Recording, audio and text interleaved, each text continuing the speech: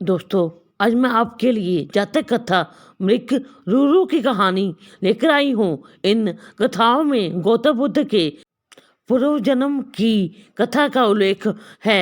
यह मेरी पहली जातक कथा है। तो आइए दोस्तों, कहानी शुरू करते हैं। एक समय की बात है जब रूरू मृग हुआ करते थे। इस मृग का रंग सोने की तरह, बाल रेशमी मखमल से भी अधिक मुलायम और आंखें आसमानी रंग की होती थी। रूरू मृग किसी का भी मन को मोह लेता था। रूरू एक साधारण मृग नहीं था। उसकी अप्रतिम सुंदरता उसकी विशेषता थी, लेकिन उससे भी बड़ी उसकी विशेषता यह थी कि वह विवेकशील था और मनुष्य की तरह बातचीत करने में समर्थ था। पूर्व जन्म के संस्कार से उसे ज्ञात था कि मनुष्य स्वभावतः एक लोभी प्राणी है और लोभवश वह मानवीय करुणा का भी प्रतिकार करता आया है। फिर भी सभी प्राणियों के लिए उसकी करुणा प्रबल थी और मनुष्य उसके करुणा भाव के लिए कोई अपवाद नहीं था। यही करुणा रूरू की सबसे बड़ी विशेषता थी। एक दिन रूरू मृग जंगल में सैर कर रहा था, लेकिन तभी वह किसी मनुष्य के चिल्लाने की आवाज सुनता है। जब वह मौके पर पहुंचता है तो उसे नदी की धारा में एक आदमी बहता हुआ नजर आता है। यह देखकर मृग उसे बचाने के लिए नदी में कूद पड़ता है और डूबते व्यक्ति को उसके पैर पकड़ने की सलाह देता है, लेकिन वह व्यक्ति उसके पैर पकड़कर मृग के ऊपर ही बैठ जाता है। अगर मृग चाहता तो उसे गिराकर पानी से बाहर आ सकता था, लेकिन उसने ऐसा नहीं किया। वह स्वयं तकलीफ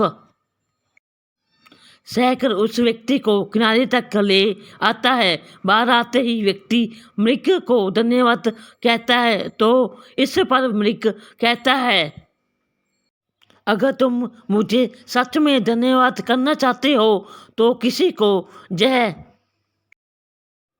मत बताना कि तुम्हें एक स्वर्ण मृग ने डूबने से बचाया है। मृग ने उसे कहा, अगर मनुष्य मेरे बारे में जानेंगे तो वे मेरा शिकार करने की कोशिश करेंगे। यह कहकर रूरू मृग जंगल में चला जाता है।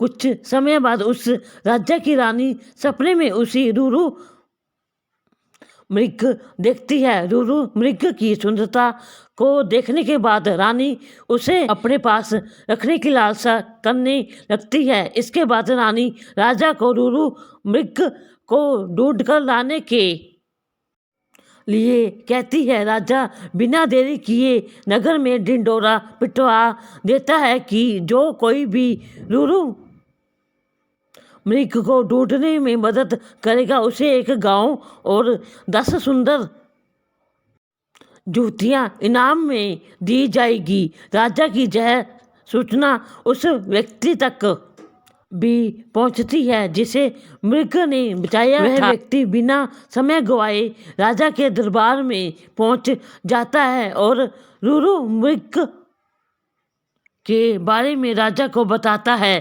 कि मैं जानता हूँ मृग के बारे में, वह कहाँ रहता है, उस जंगल का रास्ता और उनके रहने की जगह भी मुझे पता है। राजा और सिपाही सहित वह व्यक्ति जंगल की ओर चल पड़ता है।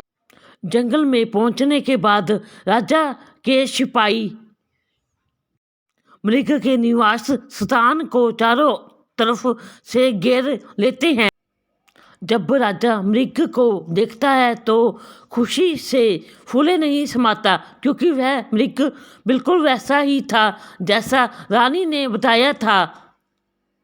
मृग चारों ओर से सिपाही से घिरा हुआ था और राजा उस पर बाण साधे हुए था, लेकिन तभी मृग राजा से मनुष्य की भाषा में कहता है, हे राजन, तुम मुझे मार देना, लेकिन पहले मैं यह जानना चाहता हूँ कि तुम्हें मेरी जगह का रास्ता किसने बताया। इस पर राजा ने उस व्यक्ति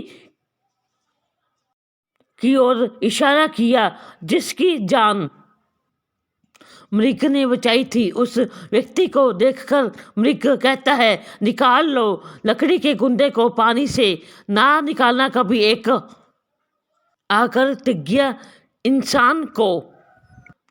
जब राजा ने मृग से इन शब्दों का मतलब पूछा तो मृग ने बताया कि उसने इस व्यक्ति को डूबने से बचाया था। मृग की बातें सुनकर राजा के अंदर की इंसानियत जाग गई। उसे खुद पर शर्म आने लगी और क्रोध में उस व्यक्ति की ओर तीर का निशाना कर दिया। यह देखकर मृग ने राजा से उस व्यक्ति को ना मारने की प्रार्थना की। मृग की दया भावना देखकर राजा ने उसे अपने राज्य में आने का निमंत्रण दिया। मृग राजा के निमंत्रण पर कुछ दिन राजमहल में रहा और फिर वापस जंगल लौट गया। सीख, इस कहानी से हमें यह सीख मिलती है कि हमें किसी का एहसान कभी नहीं भूलना चाहिए, चाहे वह इंसान हो या जानवर। दोस्तों, आपको जय गौतम बुद्ध की जातक कथा कैसी लगी मुझे लाइक और कमेंट करके बताएं और अपने दोस्तों को शेयर करें। और मेरी धार्मिक कहानी सुनने के लिए मेरे चैनल को सब्सक्राइब करें और बेल आइकन का बटन भी दबाएं। हम मिलते हैं अपनी अगली कहानी में, तब तक आप अपना ख्याल रखें।